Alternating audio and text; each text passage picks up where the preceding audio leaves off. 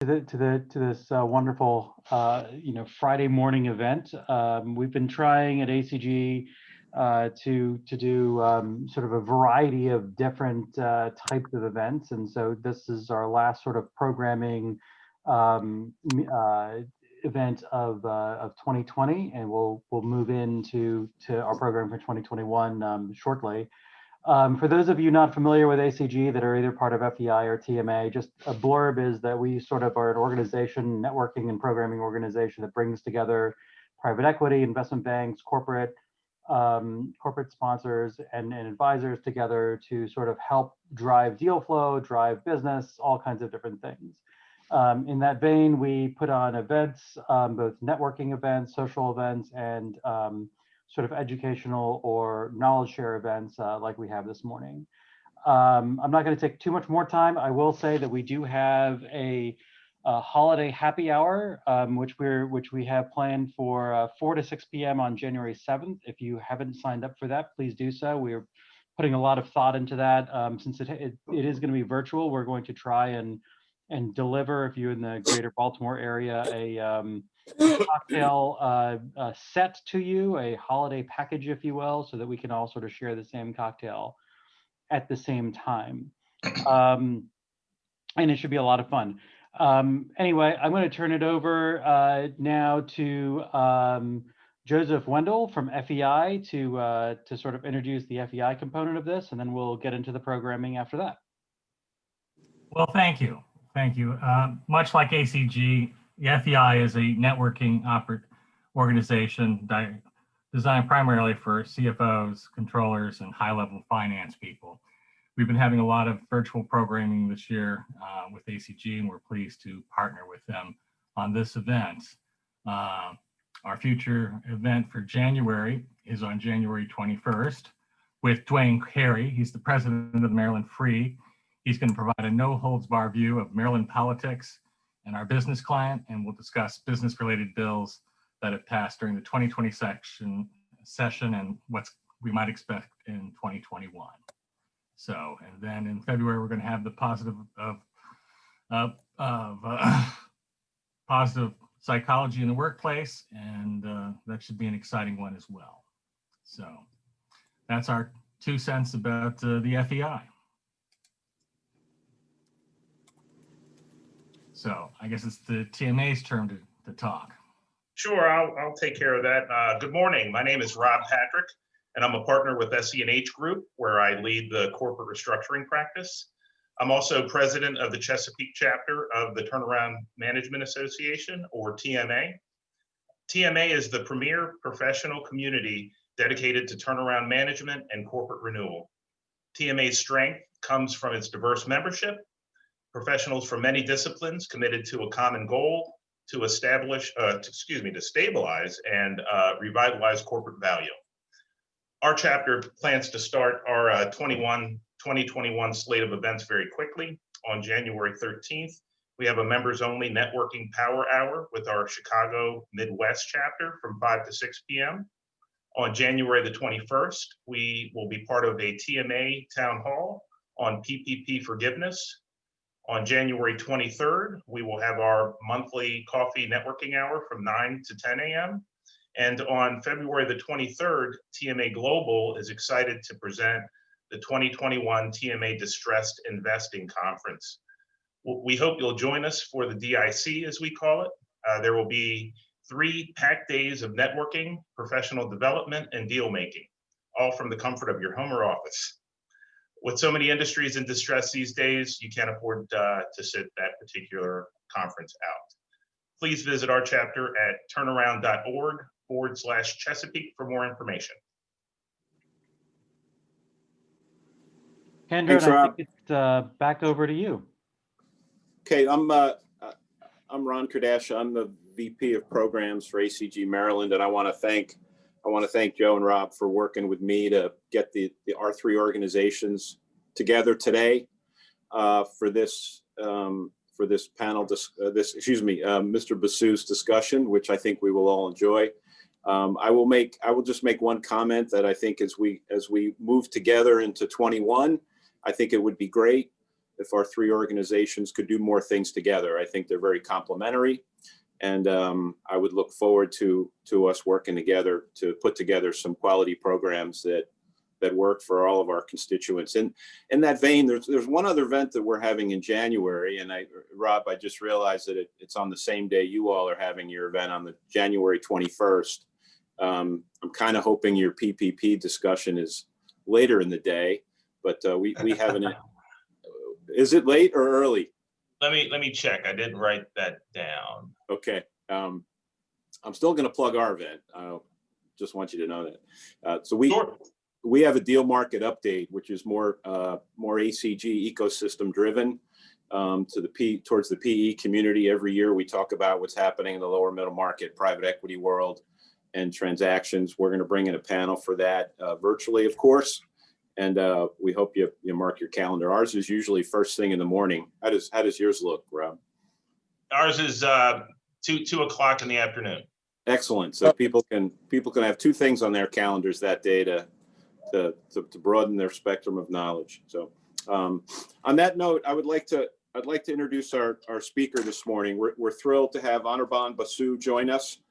Many of you know Anirban. There are a few people that have the knowledge and understanding of our Maryland economy. And there are a few people that can communicate it the way that Anirban does. So we're really pleased to have Anirban joining us. As most of you know, Anirban is chairman and CEO of Sage Policy Group, an economic and policy consulting firm based in Baltimore. He serves as the chief economist to the Associated Builders and Contractors and as chief economic advisor to the Construction Financial Management Association. In 2017 and then again in 2016, Mr. Basu was selected by the Daily Record newspaper of one of Maryland's 50 most influential people. The Baltimore Business Journal named him one of the region's 20 most powerful business leaders in 2010. Mr. Basu's resume is quite impressive, and it goes on for a while. I'm going to cut it at that and have Mr. Basu join us for this morning's presentation. We welcome you, Anirban. Thank you. Hey, thanks a lot. Thanks to all of you. Privileged to be with you today and to talk about the economy. The plan is for me, I think, at least my plan, you tell me if you'd like to do something different, talk about the economy for about 40 minutes, and then leave some time at the end of the hour for Q&A. The presentation today is entitled Return of the Economist. It is a Lord of the Rings themed presentation. You'll see that theming throughout the presentation, whether you like it or not. I hope you don't hate it. There's lots of ways to begin such a morning. Of course, it is a glorious Friday. Every Friday after a Ravens victory is glorious, as we all know.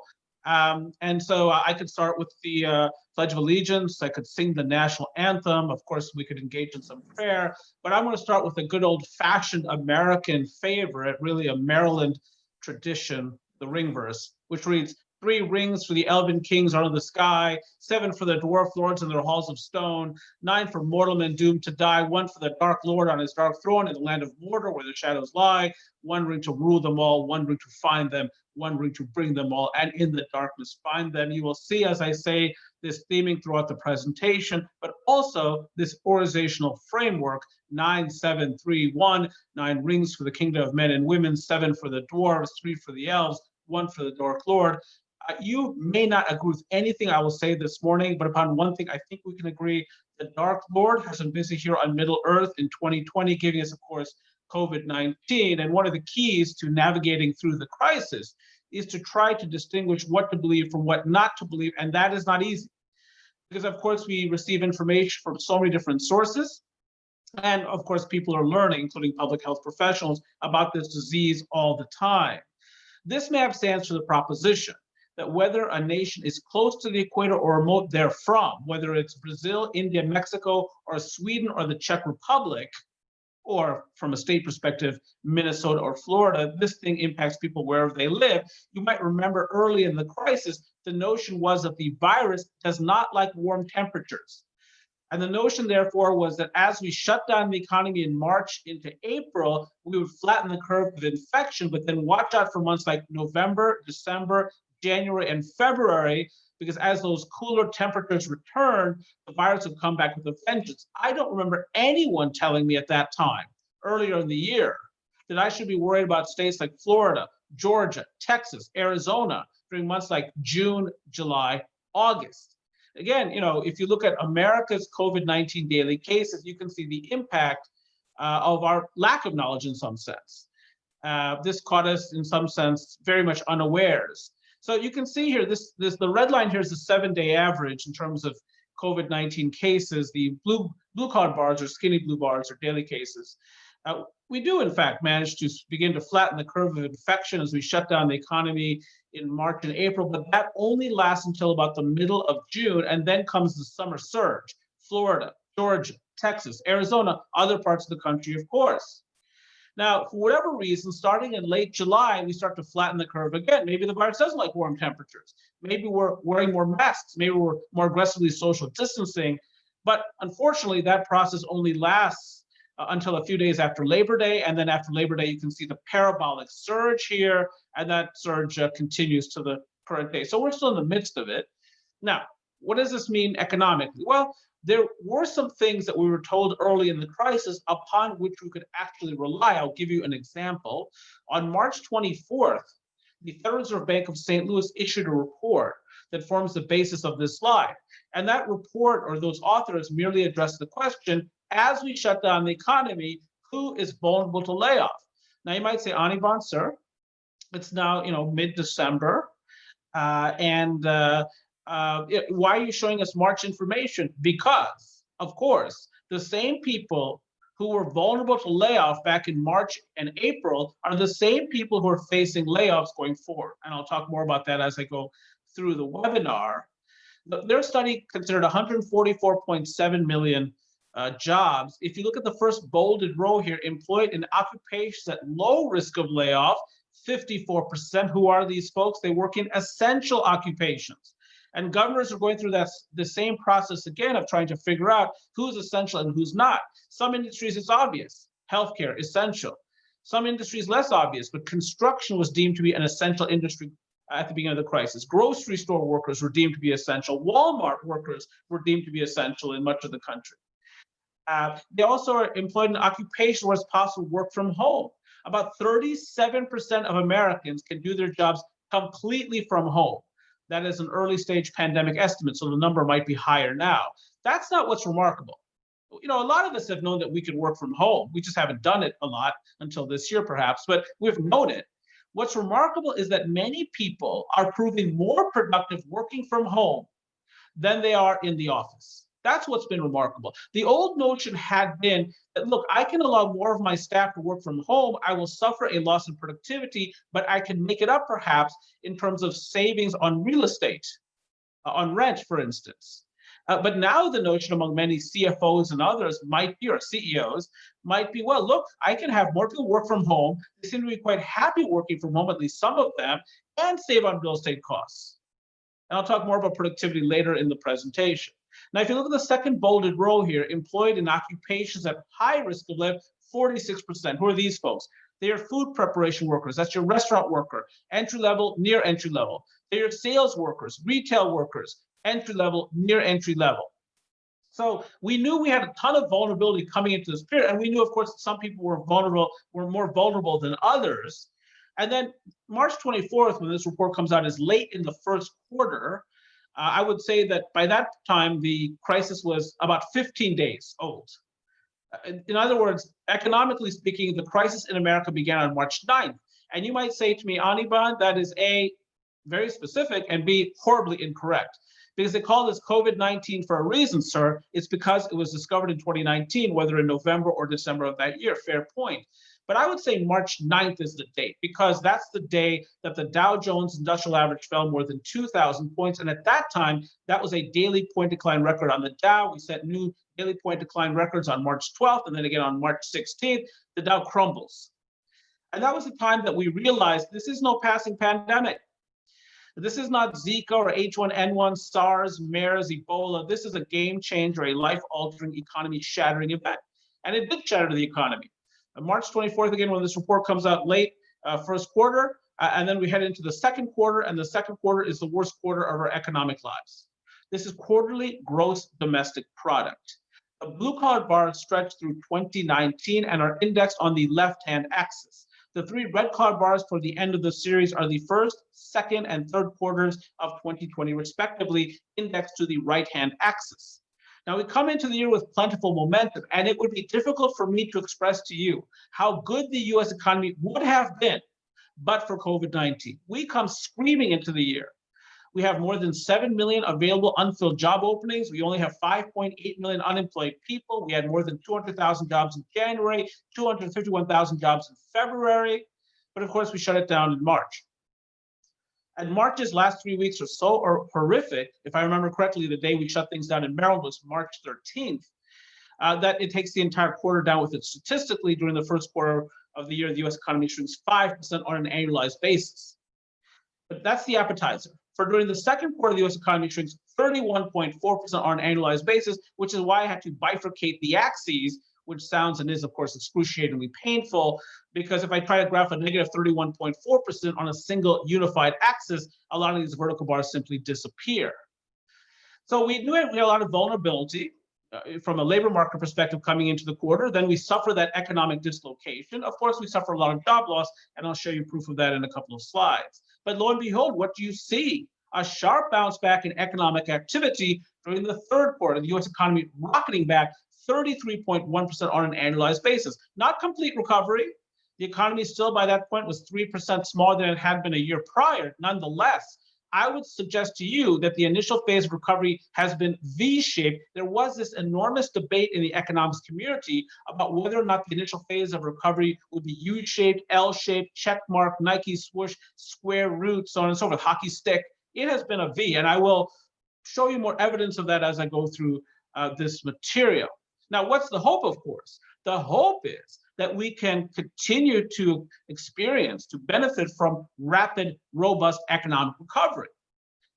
And as I say, the early phases of recovery have been quite dramatic. And one of the things I want to do here, I want to give you a forecast for 2021, at least my take on what's going to happen in 2021 macroeconomically. But I also want to do a bit of year in review for you, as this is also, as I understand it, for many of you, your last event with these organizations. So I think, there was a pre-existing momentum, as I say, in the US economy that was simply brilliant. And if one is going to start a discussion about that pre-existing momentum, I think you start with a discussion of the US labor market. This is monthly job growth in America. The blue-colored bars stretch through February of 2020 and are indexed to the left-hand axis. As I say, we were adding jobs through February, 251,000 jobs in February. February represented the 113th consecutive month of job growth in America. And over those 113 months, this nation added 22 million net new jobs. We drove the nation's rate of unemployment down to 3.5%. That was a 50-year low. You'd have to go back to December of 1969 to find unemployment as low as it had been pre-crisis. And just to give you a sense of how long ago that was, the Orioles were good back then. That just gives you some sense of how historic this economic expansion was. It ends in March. In March, as we shut things down, the nation loses 1.4 million jobs. Again, that figure is indexed to your right. These red-colored bars, March is the first one here, indexed to the right-hand axis. But that's misleading, because the underlying survey that helps us to generate the employment estimates was conducted relatively early in March. So it doesn't capture that jobs report. A lot of the jobs lost in March, they would be captured in the April jobs report, along with some of the jobs lost in April. And in April, the nation loses 20.8 million jobs, which is why, again, I have to bifurcate the axes, because if I try to graph that on a single unified axis, a lot of these vertical bars simply disappear. And economists surveyed around that time by the Wall Street Journal, mainly economists who work for large US financial institutions, but also some academics, collectively projected that in May, this nation would lose another 8 million jobs. But they were wrong. The nation does not lose 8 million jobs in May. It adds 2.7 million of them, followed by 4.8 million jobs in June, and 1.8 million jobs in July, and nearly 1.5 million jobs in August, and 711,000 jobs in September, and 610,000 jobs in October, culminating with the 245,000 jobs in November. Now, if you're a glass half full person, meaning you're a Ravens fan, you look at this, you say, we've added millions of jobs since May. Fantastic. If you're a glass half empty person, meaning you're a Browns fan, you look at this and say, my goodness, the momentum is really beginning to wane. And both are true. The initial phase of recovery has been quite dramatic, but the pace of momentum is really beginning to ratchet lower, and I'll talk more about that as I go through the material. And that's a shame, because we're nowhere close, of course, to complete recovery. So if you compare November 2019 employment versus November of 2020, this nation is down 9.2 million jobs. Which sector has lost the most jobs? Leisure and hospitality, 3.3 million. Who are these folks? They work in restaurants and hotels, precisely as the Federal Reserve Bank of St. Louis economists had predicted. And notice the second category here in terms of job loss at 1.2 million, it's government. A lot of middle income jobs in government, of course. And this is a result, obviously, of what's going on with state, local government budgets. The revenues are not there, and therefore, because budgets must be balanced, the costs have to be cut, and the bulk of costs in government is related to human capital, people.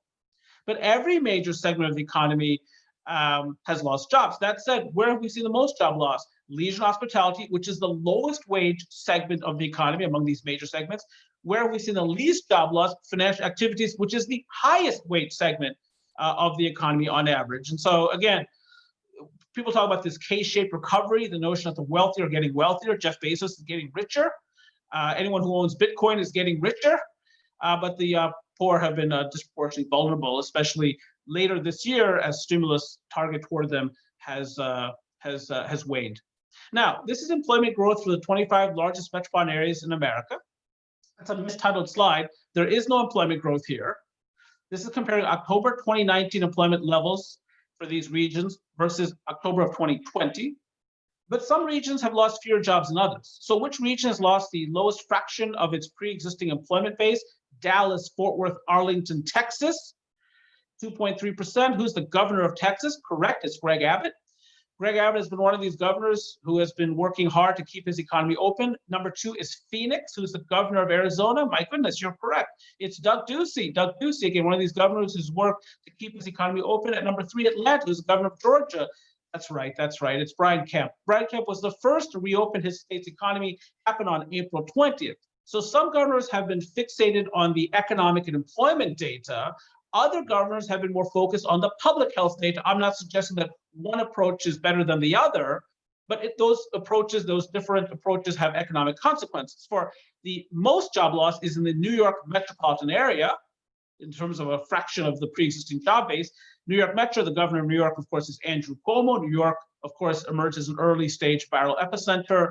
And at number 24 is San Francisco, who's the governor of California. It is the wildly handsome Gavin Newsom, himself could be a Hollywood actor, but he has been, again, one of these governors who's trying to keep his economy shut down, even if he allows himself some indulgences. So San Francisco, Los Angeles, San Francisco, Riverside, all with pretty significant job loss. You might say to me, Anirban, I see a contradiction here, sir, in your logic. At number 6 is Tampa. That's Florida. That's Governor Ron DeSantis, very proud of his record of keeping Florida open for the most part. But at number 23 is Orlando, same state, same governor. Anirban, what gives? What gives is the structure of the Orlando metropolitan area economy. It is about leisure, hospitality, retail, trade, theme parks. It's not about remote work, but about in-person experience. And that's the kind of region that would tend to be hammered during a time of social distancing. What about unemployment? Here again, you can see progress. As I say, we came into the crisis with 3.5% unemployment. By April, we're at 14.7%. Here I'm offering you some additional granularity. In red is total unemployment, blue is male unemployment, men, and green is female unemployment. Now, during the previous economic downturn, men suffered more. A lot of that had to do with job losses in manufacturing and construction, each of those segments losing 2 million jobs or more during the period of their distress. This time it's been different. As you all heard, women have suffered much more. That said, both genders have come back together. 14.7% unemployment overall in April, over 16% for women that month. But by November, you can see here unemployment nationally at least down to 6.7% overall. And in fact, female unemployment smaller. Now, I know what you might say to me, Anirban, wait up. That is not a fair comparison because the labor market is 4 million people smaller now than it was back in February. And if you add those 4 million people back in, the actual rate of unemployment is 9%. Fair point. Fair point. Nonetheless, if you flip this line upside down, and why on God's green earth would you do that? It's because a lower number is better here. The lower the number, the better. So if you flip this line upside down, you'd see a letter V, because we really have bounced back a lot since the earlier days of the crisis. And I can show you unemployment rates for those same 25 largest metropolitan areas. Again, the highest here is Los Angeles, Gavin Newsom. Minneapolis is a place where a lot of people work remotely because it's freezing much of the year. So it's sort of structured that way. St. Louis, what about St. Louis? Well, the governor of Missouri is Mike Parson. Again, one of these governors who's been very aggressive in trying to keep his economy open. Also, manufacturing has come back in raging fashion. I'll show you data on that in a moment, and that benefits markets like the St. Louis metropolitan area. Okay, let's continue to move on. So for many of you who are managing bottom lines and trying to balance revenues versus costs, investments versus savings, one of the issues probably coming into the crisis, but it's still an issue, but probably more a significant issue coming into the crisis was how to contain wages and salaries, or the growth therein. But I say we had more job openings and unemployed people coming into the year, and challenging to find human capital. I mean, might I remind you that Amazon is not a 501c3. Amazon is not a charitable organization. They're for profit. They're shareholder owned. Jeff Bezos is very wealthy. So when they raised their minimum wage to $15 an hour, it was not for charitable purposes. It was a reflection of how strong the labor market had been and the effort to try to recruit and retain more workers at the fulfillment centers as they strive for same-day delivery. Bank of America, very fine financial institution, not a charitable organization. So when they raised their minimum wage to $20 an hour, which was unthinkable a few years ago, in my mind, it's still unthinkable, but it's happened. It's not for charitable purposes, a reflection of a strong labor market. And all I'm saying with this slide is, if you look at growth in wages and salaries as measured by the U.S. Employment Cost Index, lots of wage growth prior to the crisis. So more Americans working, more Americans making more money on the job. What do Americans do when they've got some extra money in their pockets? That's right, they spend it. They put stuff in the bag, and here's retail sales. Now, the recession is dated to begun in February. I would say the economic crisis began in March in America, but the recession is dated to begun in February, according to the National Bureau of Economic Research. And part of that is because retail sales began to slump that month. Let's do some rewinding here. What's going on back in February of 2020? Well, by this point, you and I have heard about COVID-19. So at meetings and conferences, we no longer are maybe shaking hands as assertively. We might, by this point, be fist pumping. Then we did the elbow bump. Then we did the kid and play toe tap, if you know what I'm talking about. And you do, most of you are from Maryland. But then retail sales began to slump, really slump in March and April. So some people were disengaging from the economy as early as February, but then of course were forced to disengage in large measure in March and April. But lo and behold, what do you observe here? Sharp bounce back in retail sales beginning in May. So again, let's do some more rewind. On March 27th, the president signs the CARES Act, which includes Paycheck Protection Program, stepped up unemployment insurance benefits, and checks directly sent to Americans, $1,200 or $500, depending upon age. And of course, some people did not receive that $1,200 check. So money is coming into the household as of April, but it can't easily be spent because the malls are closed, the restaurants are closed, the theaters are closed. As the economy reopens in late April into May and June, that cash hits the economy hard. And by June, retail sales are actually above their pre-recession highs. Now, what this does not reflect is what I would call the substitution effect. So if I had planned to take a vacation to Hawaii, but Hawaii is locked down, Hawaii has been the most locked down of the 50 states over the course of the crisis. If I can't go to Hawaii, I might save 10, 12, 15,000 on a vacation. I now have that money to spend on retail items like furniture, appliances, building up my home offices, home office, whatever it happens to be. And so there's a substitution effect here. But you can see here retail sales have generally been coming back until when? November. In fact, November is the last bar here. In October, we saw a real slowing in retail sales growth, and in November, some retrenchment. Again, further evidence that, yes, you can see the letter V here. If you look at the end of the series here, because it has been a V-shaped recovery, at least along certain dimensions. But you can also see that the pace of recovery is waning. You see that even more clearly when you get more granular. So things are changing so quickly that many economists, among others, are not just monitoring monthly and quarterly data. We're looking at high frequency data, and some data come out each and every day. Here's an example: US restaurant reservations as measured by OpenTable. Now, the green line here is year-over-year percentage change in restaurant reservations. You can see here by March and April, we go to negative 100%. This slide was put together by our staff at Sage, mostly in their 20s and 30s, and they took the vertical axis down to negative 120%. When we get back into the office, I need to notify them that the most you can go down is negative 100%, but please set that aside. That is an internal staffing issue. You can see here a rapid rebound into May and June as the economy reopens. Fantastic. But what happens thereafter? The rate of progress flattens out in late June into July. Why? Summer surge. Florida, Georgia, Texas, Arizona. It's not that those states are imposing new restrictions necessarily. It's people will on their own, without being told by a county executive or a mayor or a governor, some people will on their own retrench from the economy. And that obviously hurts the economy. Now, as you start to flatten the curve, you'll remember after late July, people start to re-engage. And you can see that sharp rise in restaurant reservations, that big pointy top there, that peak there is Labor Day. And then, or Labor Day weekend. And then you can see what's happening since then. The momentum has been waning, both as the virus has spread and also as some of these economic lockdown measures come into force, whether in Baltimore City or Anne Arundel County or elsewhere. You can see it also in TSA checkpoint travel numbers. So this number of people going through TSA checkpoints, again, these data come out each and every day. The squiggly blue line here is 2019. The squiggly red line is 2020. Again, we've made some progress here, but the rate of progress in recent months has really flattened out as we've seen that parabolic surge in infection. So again, a lot of evidence out there suggesting that the pace of recovery is softening. Here is the miracle. And I know we've got a lot of, very accomplished financial professionals here. And so you appreciate this. Here is the real miracle of the economic expansion as it had been. One of the things that we all learned in school was the Phillips curve, which merely said the following: as unemployment falls, inflation rises. Simple. And when we were tested upon that in college, it was not, you'll remember, an essay question. Your professor did not ask you, hey, please, when you hear that when unemployment goes down, inflation goes up, what are the feelings that you're sensing? What emotions are pouring forth from your soul? Please write that down in excruciating detail. I'm very interested in reading all about it. No, it was true, false. It was, for me, it was true or false, Anirban. When unemployment goes down, inflation goes up. True, professor, done. So if I remind you that we have a 50-year low in unemployment, and I further remind you that during the Great Recession, the Federal Reserve blew up its balance sheet from $800 billion pre-crisis to $4.5 trillion during that crisis.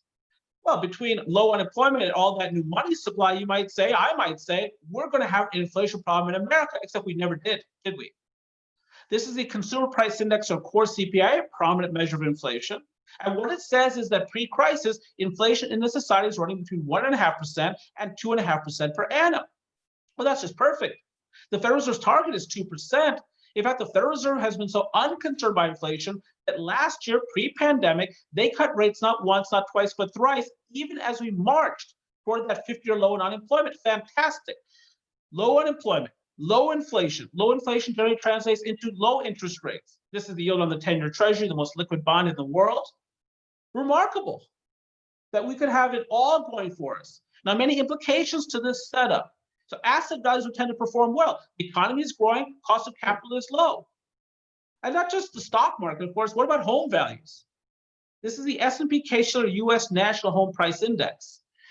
Now, it should be a surprise to nobody in this audience that home prices were rising prior to the crisis. Well, of course they are. We're adding jobs, more incomes, favorable mortgage rates, a low inventory of unsold homes, because we've been building a lot of apartment buildings in recent years, not so many single-family homes. But what can be viewed, I think, is somewhat surprising, is that the pace of home price appreciation has accelerated during the crisis. I mean, we're down 9 million jobs on a year-ago basis. The consumer confidence is ruined, as is small business confidence. And yet this result persists. Why?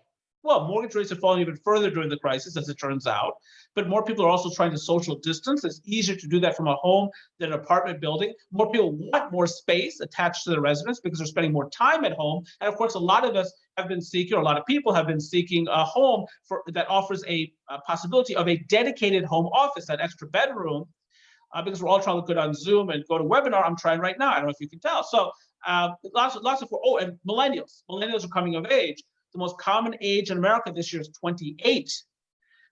We have more 28-year-olds than any other age. 5 years ago, the most common age was 23. What do 23-year-olds do? Well, lots of nonsense, but they might rent an apartment. But in 5 years, the most common age will be 33. What might a 33-year-old do? Well, lots of nonsense, but they also might start a family and move to the suburbs. And we're seeing a lot of that out-migration from cities to suburbs. Not so much to rural areas yet. There's a lot of chatter about that, but we haven't actually seen a lot of migration to rural areas yet, only anecdotally. In any case, now there's other implications to this. So when values rise, when prices rise, that's a signal to the supplier, I need to produce more. This is US residential building permits. It's a leading indicator of what? Housing construction, because you got to pull a permit before you build something. Now you can see coming out of 2019, a strong surge in residential building permits. A lot of that momentum is single family permits. We already had this dynamic of a strong housing market coming into 2020. Then you can see during the initial phase of the crisis, permits fall, but then again, you can see the V-shaped recovery there once again. At November 2020, I don't know if you saw the data that came out yesterday, I'm graphing that for you here, was a spectacular number in terms of residential building permits. And by the way, not just single family, but also multifamily. Pretty remarkable. Again, this notion of a V-shaped recovery, I think you see it, in retail sales, residential building permits, the pace at which unemployment has fallen, job growth, at least, let's say through September. Pretty impressive. And then finally, to end this part of the presentation, talk about the stock market, just can't help it. Here I've indexed the Dow Jones to your right, the NASDAQ and the S&P to your left. The red line is the Dow Jones, the blue lines are the NASDAQ and the S&P. I entitled the slide, but it goes to Elvin to pay homage to the fact that Lord of the Rings has lots of L's, but to fully understand the title of this slide, you'd have to harken back to a movie that came out in 1984 called This is Spinal Tap. And if you understand that reference, of course, this becomes hilarious. But if you don't worry about it, it means you're probably a Steelers fan. And all I'm saying is that before the crisis, all systems go. All systems go. Adding more jobs, low unemployment, faster wage growth, more consumer spending, rising home prices, rising stock prices. In fact, the economy was so strong that some economists deemed it to be an irresistible force. And you will see prominent economists quoted back in February and March in newspapers indicating that they thought at that time that we might be able to get through this crisis without an economic downturn. Again, the notion was that this was an irresistible force, but that was false. That notion was naive for at least two reasons. Number one, it was not an irresistible force. That over the course of 10 plus years of economic expansion, some vulnerabilities had emerged. Let's talk about those now. So I'll go through these quickly because I want to get to the forecast and Q&A, of course. But number one, not all sectors of the economy were fully participating in the economic expansion. There was some sectoral weakness. A very good example is agriculture. Many farmers have had to take on lots of debt in recent years dealing with the effects of trade wars, low soybean prices, low corn prices, monopolistic buyers, such as those faced by many farmers on Maryland's Eastern Shore. Manufacturing was a sector that stumbled into 2020. This is the Institute of Supply Management's Purchasing Managers Index. You see the 50-yard line running west and east across that slide. Any reading less than 50 means that manufacturing is in recession, which it was for 5 months late last year. What's going on? Trade war, of course, especially with the Chinese. Stronger US dollar, which among other things frustrates US export growth and invites in more imports. A weakening US auto sector, which really peaked in terms of sales activity in 2016. And then the issues with Boeing with its 737 MAX. Now, lo and behold, what happens late last year? We get a first phase trade agreement with China. We get ratification of the USMCA, the US-Mexico-Canada trade agreement, and we get Boris Johnson's resounding victory in the United Kingdom, which for a time gave us more certitude regarding Brexit. Of course, that certitude has gone away more recently. So a lot of the uncertainty revolving around the US manufacturing sector abates in very late 2019, and by early 2020, January to be precise, manufacturing very briefly comes out of recession with a reading of 50.9. But then, of course, supply chain disruptions from China and other parts of Asia, Europe and other parts of the world, The global economy will end up smaller this year by 4 to 5%. And so manufacturing heads predictably into a deep recession. And then what do you see? Maybe something counterintuitive, an extremely sharp bounce back in manufacturing activity. Again, what's happening here? As the economy reopens and those household savings hit the economy hard, inventories need to be replenished. That's why you see such a sharp recovery here. But my point in showing you this slide was not so much that. I mean, that's a useful thing to have said. But my point in showing you this was to point out that there was this pre-existing vulnerability. But by far the leading source of vulnerability related to accumulated debt. Who came into this period with lots of debt? Who didn't?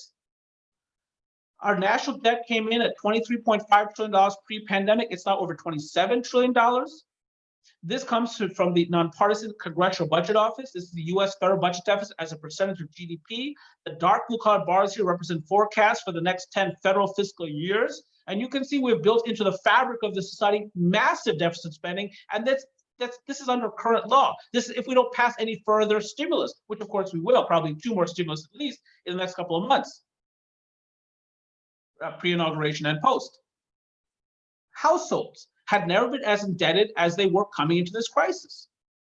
Here I'm showing you various flavors of household debt, mortgage in orange, student loans in red. Those are your leading categories of debt, household debt. But I'm also showing you auto loans in green and credit cards in blue. We are well aware that a lot of Americans have been missing rent payments. And try to make rent, let's say as a single mother during a pandemic or a single father during a pandemic is hard, obviously.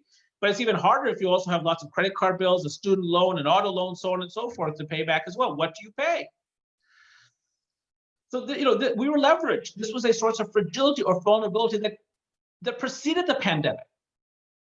And then corporate debt had never been greater than it was coming into this crisis. And you might say to me, Anirban, what are you saying here? You just showed this slide with the booming stock market. We're financial professionals. We know that corporate earnings growth has been very strong in this country. We cut corporate taxes in late 2017. Companies have had a lot of cash to pay down debt. Yeah, that's true. They just haven't often used it for that purpose. Because you can do a lot of things with cash. And one of the things you can do is, as you know, leverage up and borrow even more. So let me give you an example. Let's say I'm Oprah Winfrey, and this is a live studio audience. And I'm interviewing Tom Cruise, who's once again in love. Fantastic for everyone involved. But now it's toward the end of the show, and I say to you, look, it's toward the end of the show, everyone, but look under your seats, $40,000. And you're like, oh my God, Oprah is a great interviewer. She's fantastic, isn't she, everyone? Now, there's a lot of things you can do with that $40,000. You could pay down some debt, of course, but you can also use it as a down payment on your C8 Corvette, which is what I would do. And one of the things that companies have been doing is leveraging up their cash to buy back their shares, as you know. The biggest year during the cycle for stock repurchases was 2018, predictably, after we cut those corporate taxes, after we had not enacted that legislation. And you understand the game, you get it. You try to drive up earnings per share by reducing the number of shares outstanding, and that tends to drive up the share price, which makes the shareholders happy, which makes the board happy, which makes the CEO happy, which makes the CEO's family happy. But you're left with a more leveraged balance sheet. And of course, if you're purchasing your leading competitor, or the newest technology company, the latest platform, or you're stocking up on Bitcoin, that may also drive up debt as well. Productivity growth has been softer recently in recent years. I'll just pick up the third bullet here in the interest of time. This productivity has risen at an average rate of 1.6% since 2007, compared with a 2.2% average since the end of World War II. That would tend to constrain potential economic growth, as macroeconomically, total economic growth is simply over the long term productivity growth, measured often as output per hour work plus labor force growth. And by the way, the labor force is not growing the way it once did either, because more baby boomers are retiring, so our most productive workers, carpenters, electricians, plumbers, machinists, welders, so on and so forth. Because immigration policy has changed, we haven't had as many babies in recent decades, and at 1.73, the US fertility rate is at a record low. I know we're fixated right now on COVID-19 and what we should be, but there are other sources of vulnerability. This is the Global Economic Policy Uncertainty Index, and I've graphed it for you back to 1998, and not arbitrarily. Do you remember what the big issue was in 1998? Do you remember? Oh, what's that? Oh, you're too embarrassed to say it. You're getting hot under the collar. You're blushing. Let me do it for you. I'm your speaker, and I'm not on mute. The big issue in 1998 was Monica Lewinsky. There, I said it. I apologize for any awkwardness. But she was hardly a threat to the geopolitical structure. But what happened 3 years after that? 9/11, of course. Then 2 major wars involved the Americans, and the 08-09 global financial crisis, and the 2011-2012 sovereign debt crisis, and then trade wars, and more trade wars, and then COVID-19. Irresistible force, nonsense. There were lots of things that could trip us up in 2020 apart from COVID-19. It was not this irresistible force. There were some vulnerabilities. And finally, I would suggest to you that asset prices, and we might disagree on this, asset prices came into this period quite high. And what goes up can come down, what goes up a lot can come down a lot.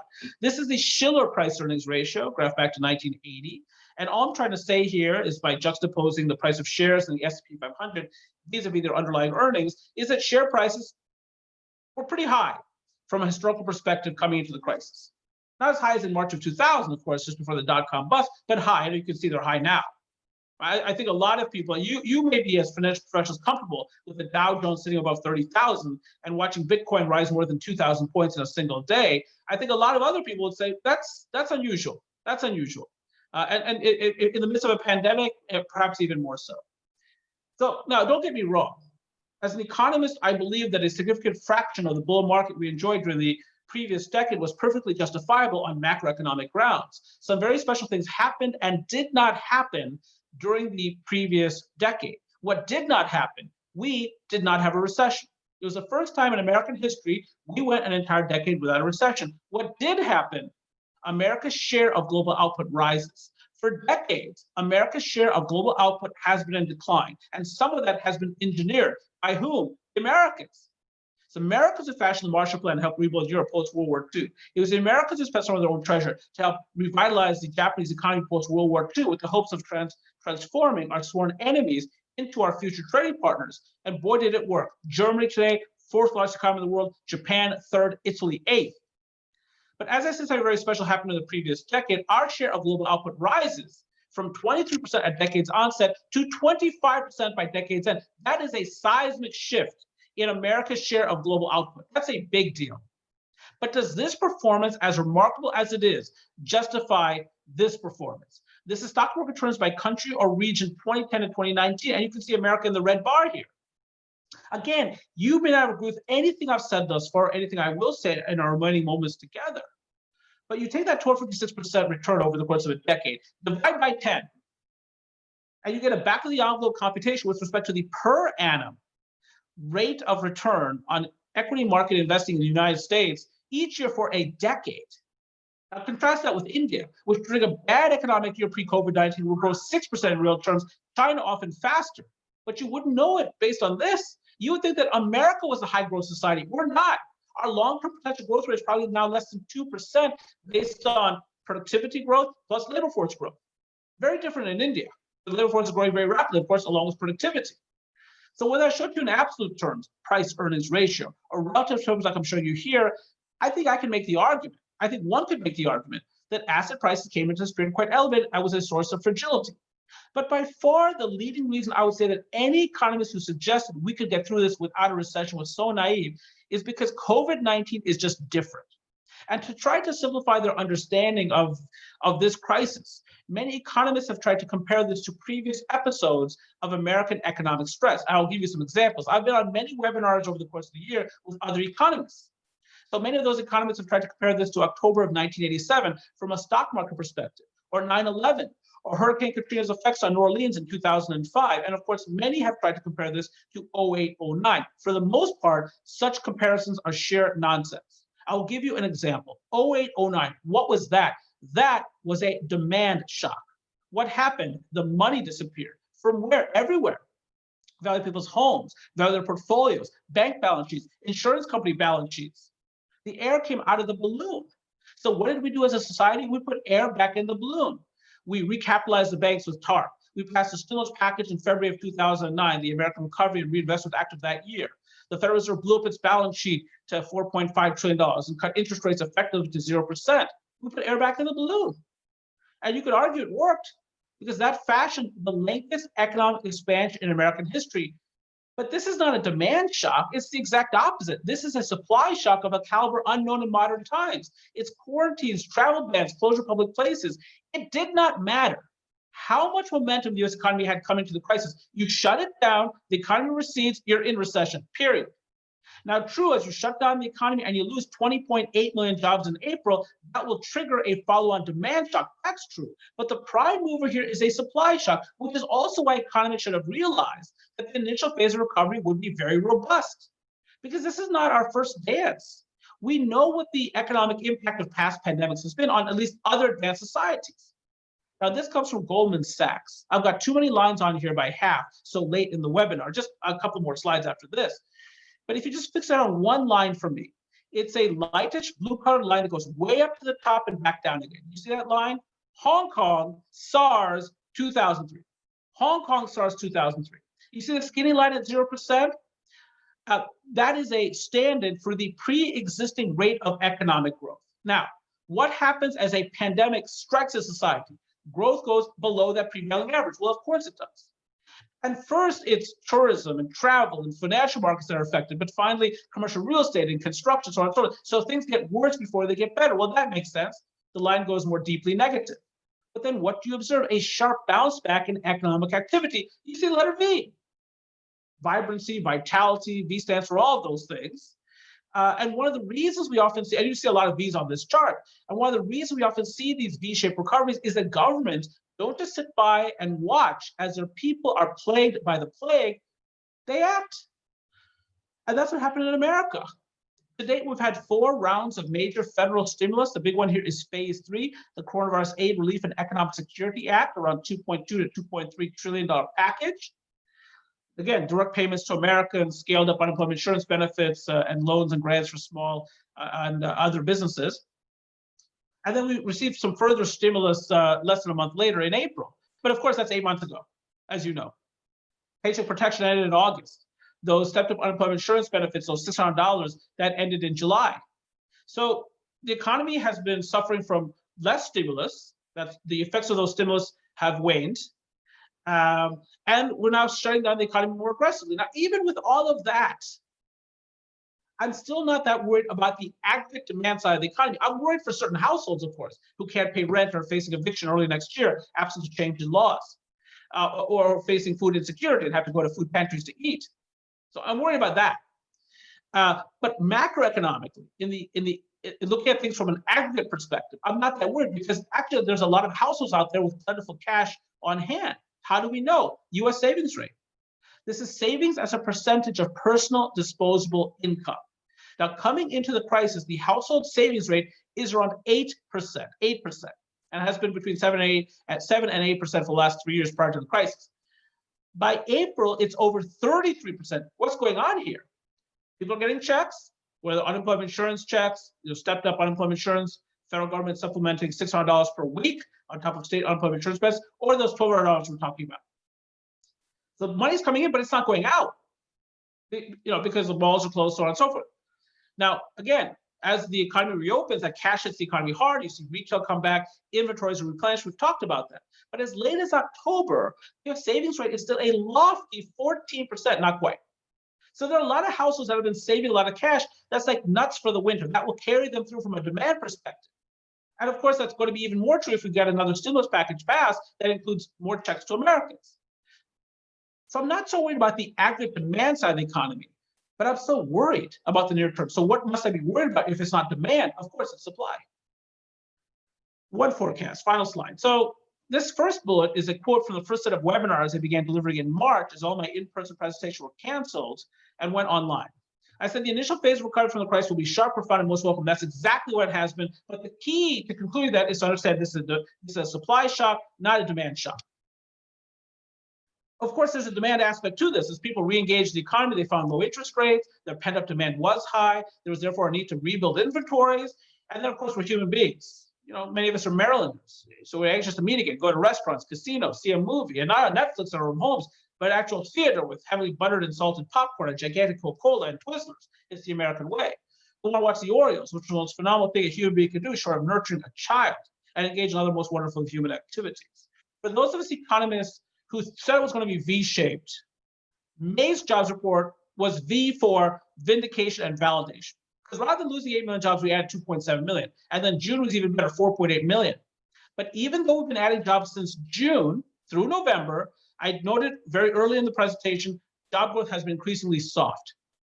So recovery has begun. These were made treacherous times. Obviously, we haven't yet earned an enduring V-shaped recovery. And my baseline prediction is we're entering now a second recession, and it's actually already begun. As retail sales and other activity begins to dip, and we see a rise in things like initial claims for unemployment insurance, it's already begun. It'll get worse in the next few weeks. You might say, Anirban, they're passing a stimulus. Right, that's right, but that supports the demand side of the economy. If you're shutting things out from a supply side perspective, as the virus continues to spread out of control and we wait for these vaccines from Pfizer, Moderna, and others, then you still have a supply shock to the economy. You can still have a recession, though it'll be moderated, of course, by any stimulus between now and then. So that's my report for today. I left a few minutes for Q&A, and I'll take those questions now. Thanks, Anirban. Great presentation, a lot of information for us to digest. I'll start out with a question. If in fact we start to turn back into this second dip and we've got a W, and the stock market reacts to that, how does the psychology of the stock market, in essence, being as high as it is right now, make that dip worse for the American households?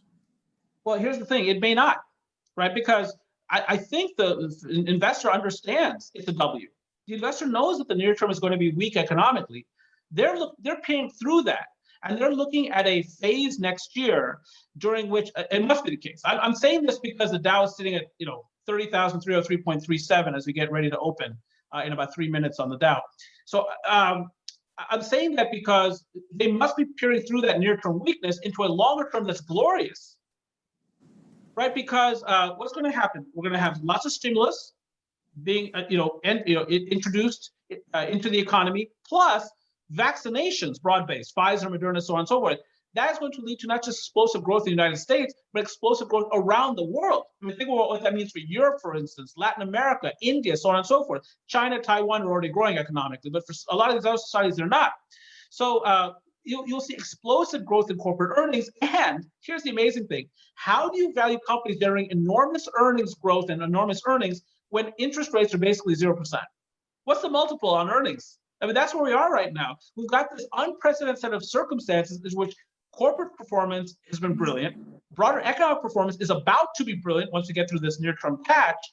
But interest rates, are so low globally that the multipliers on these earnings are massive. So the market keeps. So what could change that? What could change that is A, if I'm wrong, and that massive recovery in global activity does not ensue, or of course, if you get a big surge in global inflation and a big rise in interest rates, is that possible? Oh, I think it's possible.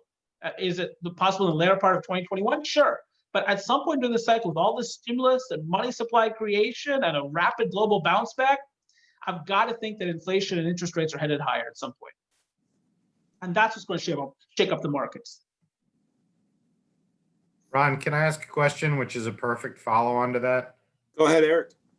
Yeah, so Anirban, you talked about the Phillips curve, and you talked about the fact that even with the low unemployment we saw coming into this, we didn't have inflation.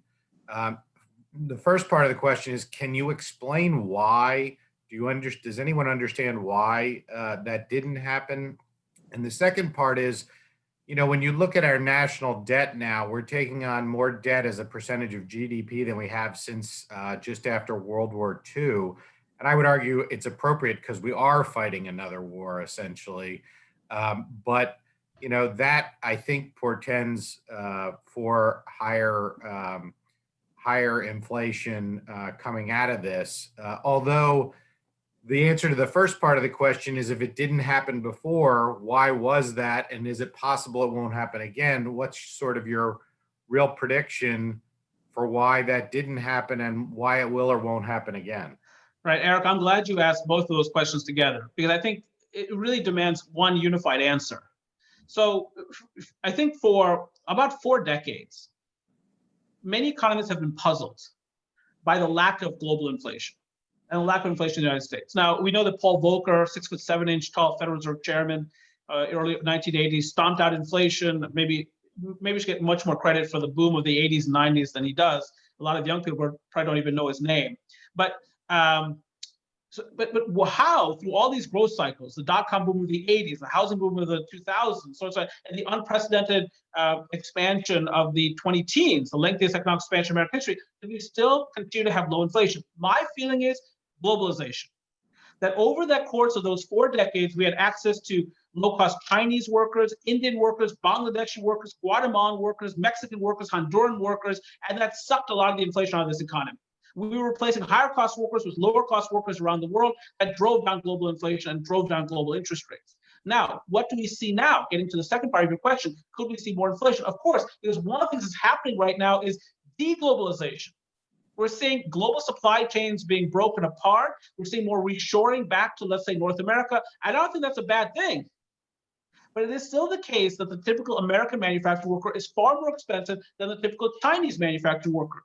That's not disinflationary or deflationary, that's inflationary, that move.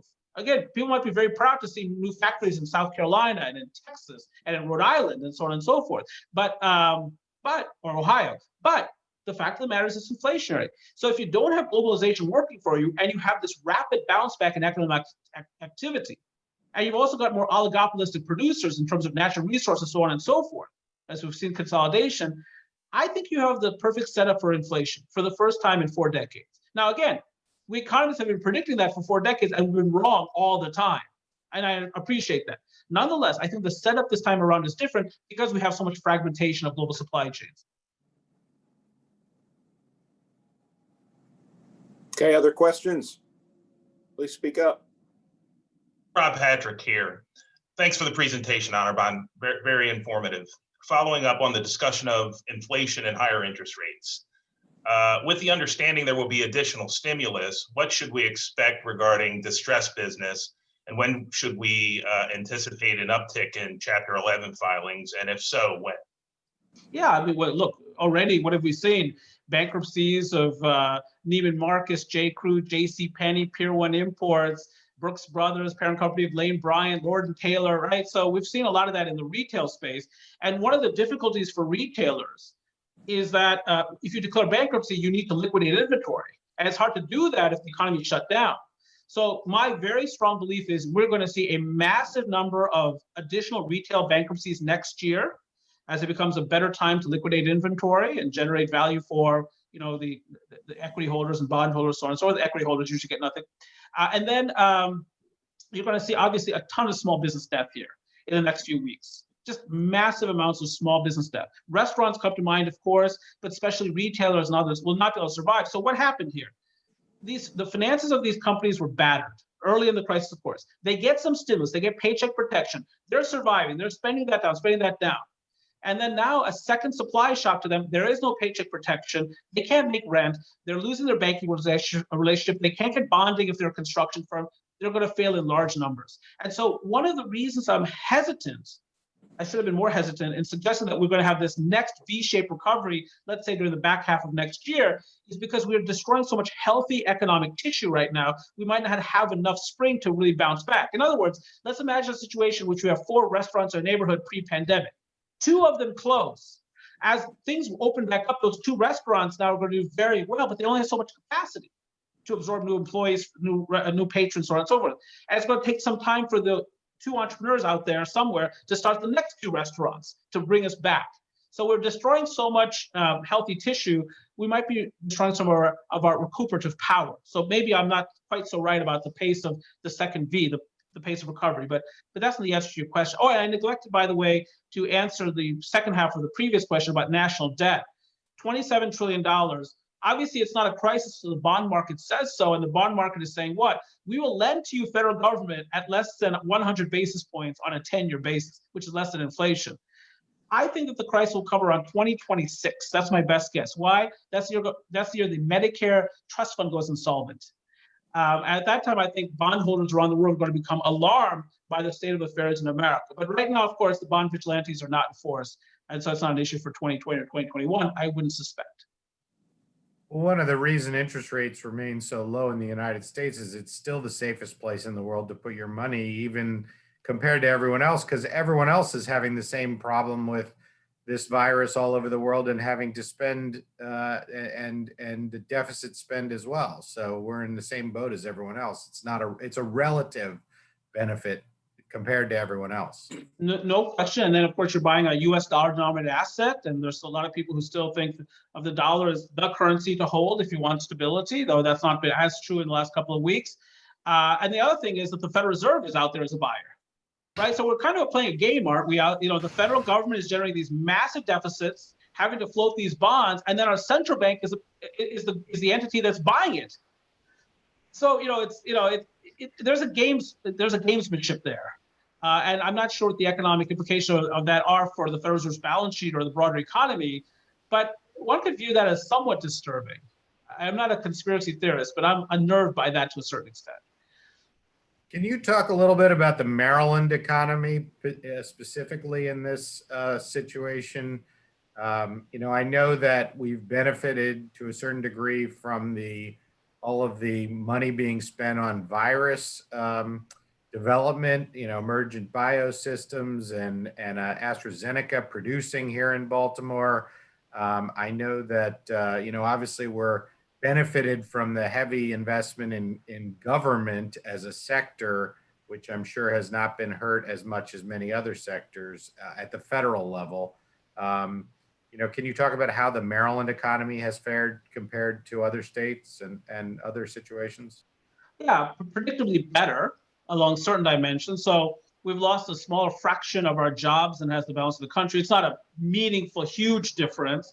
We have a lot of restaurant workers in this state. We have a lot of retail workers in the state, right? So there's been a lot of job loss in those categories. But yeah, because we have so much medical research, you didn't mention Novavax, which has received a lot of money down in Montgomery County from the federal government to conduct its own vaccine trials, and has had some success as well. I'm rooting for Maryland here. I hope Novavax comes out with its vaccine too, along with Pfizer and Moderna's already existing vaccines. In any case, yeah, we've fared better. I hesitate to show you some of the data because peculiarly, though the jobs numbers, the employment numbers show that we've fared better than the balance of the country, our unemployment rate is now much higher than the nation's. So the official rate of unemployment in Maryland is now 7.8%. It's 6.7% nationally. And so most people at the Department of Commerce here in Maryland, but elsewhere, suggest that something is going on with the Maryland numbers and they're not usable. Now, they have a bias, right? They want to show the best numbers and disbelieve the worst numbers. But in any case, in general, I would say we've fared much better. And where you see the highest unemployment tends to be in Baltimore City and Prince George's County. That makes sense given the demographics of the crisis.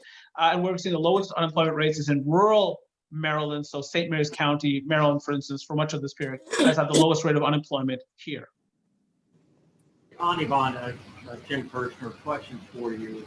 What is your view with the rollout of the vaccine? What is your view on the opening up of the economy in 2021? And when do you think policy will start real opening?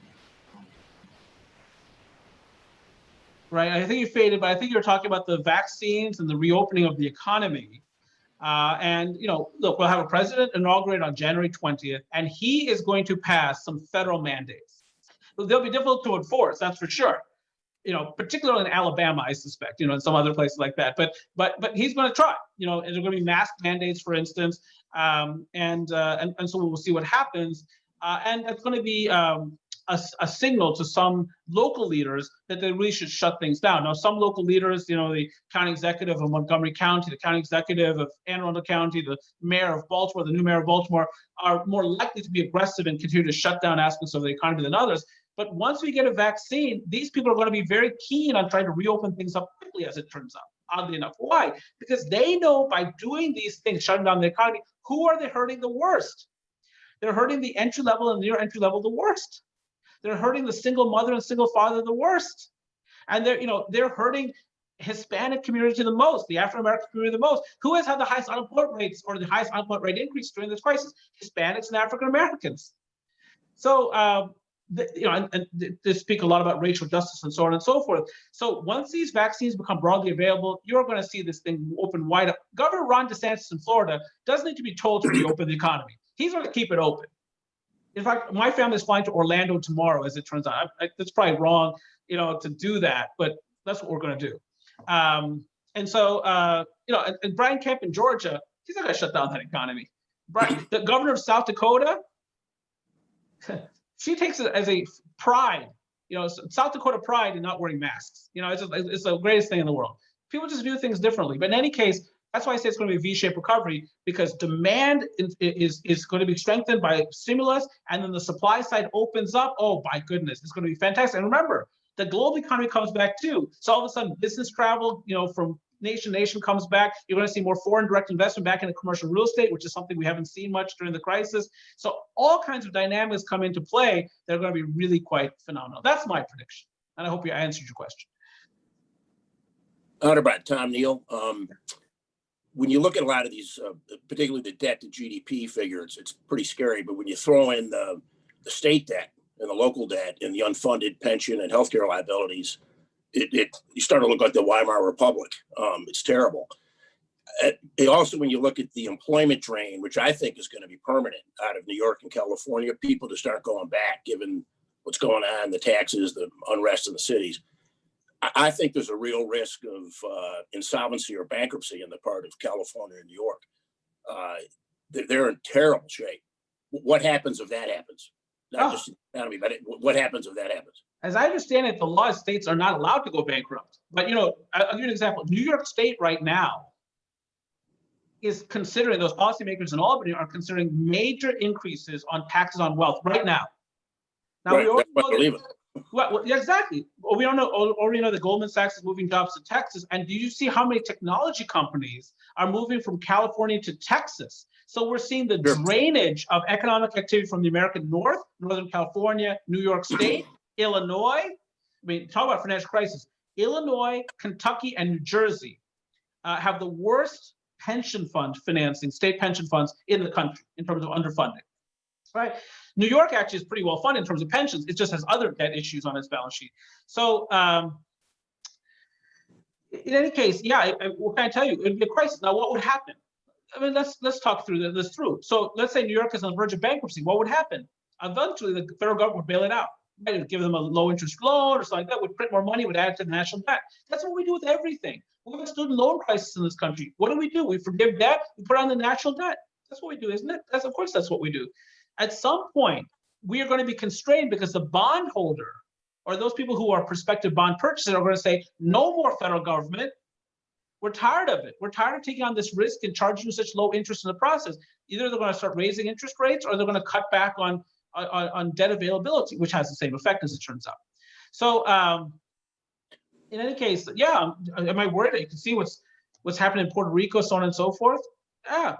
And it's not just public pension plans, by the way, it's private pension plans. One of the things that the Trump administration did is for the first time they bailed out a private pension plan, which was associated with coal workers. So we'll see if we see more of that intervention by the federal government too. And as you know, Bernie Sanders wants to forgive basically all student debt. So we'll see what happens. But when you really have a constitutional crisis, that's one of the biggest holdups in the stimulus bill has been the Republicans saying there's no way in hell we're going to put money into this to bail out blue states. Whether that's true or not, you can debate. But if you really had to directly bail out through insolvency one of the states, I think you'd have a revolt on your hands. Yeah, but it's not in the Constitution that 49 states have to bail out a profligate state. Right? Yeah, that's right. And of course, a lot of Americans have been, not want to bail out Puerto Rico, right? Puerto Rico has needed a bailout for years now. There's not been any bailout forthcoming for them. So, but maybe that's a bad example. They're not a state. I think if you've got enough states in financial trouble, so if it's just New York or California, my guess is Texas says, you go to hell. It's not our problem. We're the Lone Star state for a reason. But if it's more than one state, if states broadly speaking have issues, right, and they're Republican and Democrat, right, it's Kentucky and New Jersey. Though I think Kentucky's governor is Democrat, as it turns out. But set that aside. I believe it's Gresham. Anyway, doesn't matter. So if you have that circumstance, you'll have a national bailout. As I said again, a state cannot go bankrupt. So under the worst circumstances, they have to cut back on spending, cut back on education, cut back on public safety, raise taxes. They have to be Greece. And the problem with that is when you do that, you lose even more wealth because American wealth is very mobile, right? Okay, I'm moving to Florida. What am I going to do? I'm going to move to Texas. That's what everyone's doing right now. Arizona. There's no good answer to that question, really. It's a big problem, and it will be a political outcome. If it's a Democratic president and a Democratic Senate and a Democratic House and a Democratic state, there will be a bailout. And vice versa Republicans, I suspect. So anyway, that's the answer to your question. Not a very good one, but hopefully we never get to that. Anirban, a question on the commercial real estate market, particularly as it relates to urban America. Are we on the cusp of seeing a total collapse in that segment? I don't know about total collapse, but it's in crisis. I mean, it's in crisis. I mean, I looked at, Baltimore City recently, major law firm, moving to Harbor East or Harbor Point, T. Rowe Price developing its new, headquarters and moving from 100 East Pratt Street to, Harbor Point. That's urban real estate, right? That's urban development. So there's that. But yeah, I think commercial real estate in cities is in very bad shape and will be a source of enormous loss and bankruptcy going forward. Where do you begin? Let's start with the retail sector. Neiman Marcus and J. Crew, JCPenney, and so on and so forth. I guess that's a suburban issue too. But the point is just so much excess retail space out there. And, if you look at e-commerce, you think e-commerce is everywhere, but e-commerce is still a relatively small share of overall retail sales. So e-commerce still has about 80 to 85% of retail market share to go after. And Amazon, of course, is the biggest with about 38% of all online sales. I think Walmart is second at 6%. But and eBay has like 5 to 6%. But yeah, I mean, I think commercial. Now, what about office buildings? I think very expensive downtown office buildings are all, in big trouble.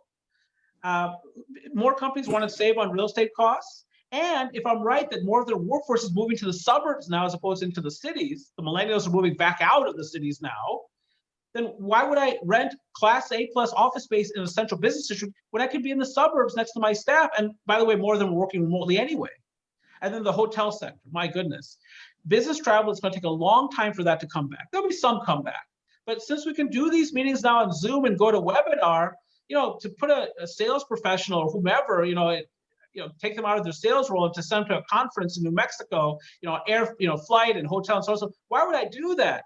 So my guess is the hotel stock that really caters to the business traveler, which means large meeting and convention spaces within hotels, and also those hotels that surround airports are really going to be in bad shape. Who stays at the airport? Hotels that surround airports, business travelers. And there's just not going to be as much of that. So those three segments, in my mind, are really weak. Strong segments, data centers, fulfillment centers. That demand for those will boom. And we can see that in the construction numbers already. Good news is there is no retail in Baltimore City to start with anyway. Yeah. Good news or bad news? We're not going to be hurt by retail collapsing. I was actually at dinner with a guy named Thiru Vignarajah yesterday who ran for mayor. And he said, I said, what do you think is going to happen with Brandon Scott, the new mayor of Baltimore? He says, look, things are so bad, they can't get any worse. So, and I think that's right. Between the homicide rate and the outmigration of people, we lost 9,000 people in 1 year, according to the most recent year for which we have Census Bureau data. And then the departure of restaurants and other businesses, it's really quite catastrophic. So we'll see, we'll see what happens. But, I think there's something to the notion that it can't get any worse. And I suspect Baltimore will receive a lot of money from the Biden administration. Anirban, this is Steve Gerald, TMA. Thank you for your presentation. Excellent as usual. But I want to get your thoughts. One of the things that I've been seeing in bankruptcy, and you raised the issue with commercial real estate, is that a lot of debtors are trying to have the landlords shoulder the burden of these bankruptcies. And it started out with companies filing a motion, which you can do under the bankruptcy code, that allows them to defer rent payments for 60 days. But what you're seeing now is you're seeing the filing of motions to abate rent. And they're typically, and at this point, they're relying on force majeure provisions and leases. They're relying on state law, specifically frustration of purpose and impossibility. And there's a real threat here, how this could affect commercial real estate. Do you have any thoughts on how that plays out in bankruptcy and how that could affect commercial real estate? Well, I mean, based on the predicate of your question, obviously that would be negative, right? Because if landlords aren't paid rent, they can't pay their expenses, they can't pay their employees. And then all of a sudden that triggers really bad outcomes, of course, for owners of property and property values, to the extent that properties now hit the market in large numbers to be sold all at once. It's similar to what happened with the housing crisis during the foreclosure crisis of now many years ago. You get too much supply all of a sudden on the market at once, valuations fall, make it more difficult for everybody involved. So, and I understand why these tenants are doing it. And by the way, it's often the best tenants, right? The gold-plated tenants, the ones who have the most money, who are pursuing these types of remedies, as it turns out. But they can pay rent, but they're looking for abatement, right? They know they got a landlord by the, anyway. So, yeah, I mean, it sounds very bad. I know lawyers are very much involved. That said, I've spoken to some major owners of property in Baltimore, and they have said to me, and this is, one of my friends, CEO of Merit Properties, and they've said to me things like, we're not having many issues here. That most of our tenants are just, they're just paying it. They're just paying the rent. So I think there's some high-profile instances of this, but it's not obvious to me how ubiquitous this is. But yeah, what you've said basically is absolutely true. There's a risk there.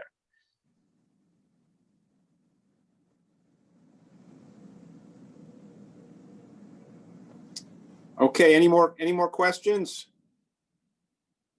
Just have one quick question. What do you see the impact on the residential market, the multifamily market, while we're talking about commercial real estate? And do you see it any different from what you're describing for the other property types? I think the multifamily market will be very weak, but what I really mean by that is in urban areas. So what did we build a lot of during the previous decade? A lot of high rent apartments in America's largest cities. So as we suffer out-migration from very expensive cost centers, New York, San Francisco, San Jose, which have suffered double-digit decreases in rent on a year-ago basis. And at the same time, Westchester County, New York, home prices are booming. Fairfield County, Connecticut, home prices are booming. So you're seeing the effect of that migration on pricing. In a less expensive market like Baltimore City, the rent declines may not be as profound because they weren't as high to start with. But I think in some of those very expensive markets, you've got a real problem there. And one of the things you'll see is a lot fewer apartment units developed of the high-end variety during this next decade. If a developer can develop affordable units, there's infinite demand for that, as far as I can see. You start one of those projects, maybe with HUD support, you're going to get renters, but high-end property, no. The capital is not going to go into the housing stock, going to home building as opposed to apartment building for the most part. And that's even more true in large metropolitan areas compared to moderately priced, medium-sized metropolitan areas like a Baltimore metropolitan area.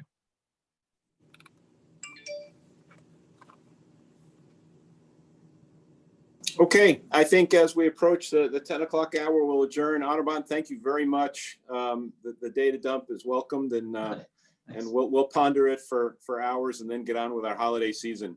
So happy holidays to everybody. Thanks to the TMA and FEI and the ACG crowd for being part of our presentation this morning. And enjoy your weekend. Thank you. Thank you. Thanks, Anirban. Thanks, Great, everybody. Anirban. Have a good weekend. Merry Christmas, everyone. Thank you so much. Merry Christmas. Thank you. Happy holidays. Yep. Thanks.